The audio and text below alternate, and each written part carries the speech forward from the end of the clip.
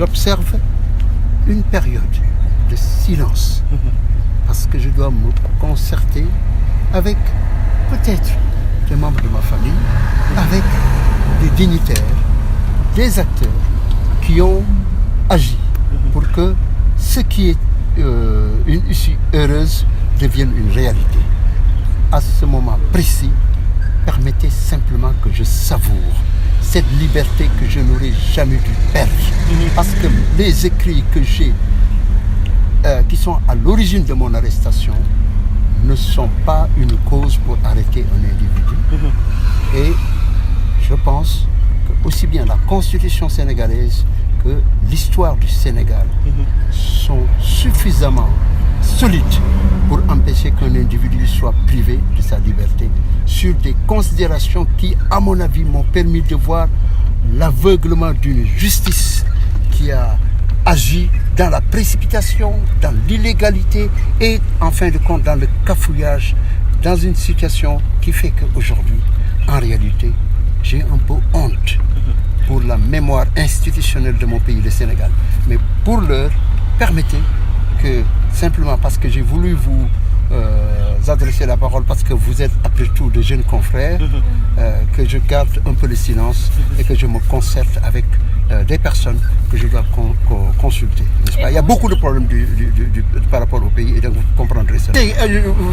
Vous voulez vraiment me tirer les vers du nez, mais je vous dirai simplement, je suis un communicateur et je suis un stratège dans la communication. Je ne suis pas le genre de personne qu'on enferme dans une prison pour le faire oublier à vie. Nelson Mandela, dont le nom et la figure est affichée à l'intérieur de cette prison de Rebeuss sous une affiche qui dit ceci: c'est seulement votre corps et votre eau qui se trouvent derrière la prison, mais vos idées, n'est-ce pas, sont dans votre tête et vous pouvez les utiliser. Sous ce rapport, sachant qu'il fallait que le monde sache la situation inacceptable que je vivais, il fallait que je trouve, n'est-ce pas, des moyens d'alerter la communauté internationale. Et c'est pourquoi j'ai annoncé une grève de la faim, même si c'était une stratégie qui a marché, parce que le monde entier a repris l'information. Il faut comprendre que je n'étais pas disposé à être un suicidaire, parce que la religion musulmane me l'interdit. Et notamment, c'est l'un des messages remarquables que j'ai reçus du fils aîné du khalife général des Mourides, qui est venu me le porter en son nom. Enfin, ce n'est pas la seule démarche que j'ai entreprise, y compris, j'ajouterai, cette information que j'ai donnée relativement au chef d'État de la CEDEAO, institution où j'ai servi comme directeur de la communication pour alerter les dirigeants de la CEDEAO du recul de la démocratie dans un pays comme le nôtre, le Sénégal.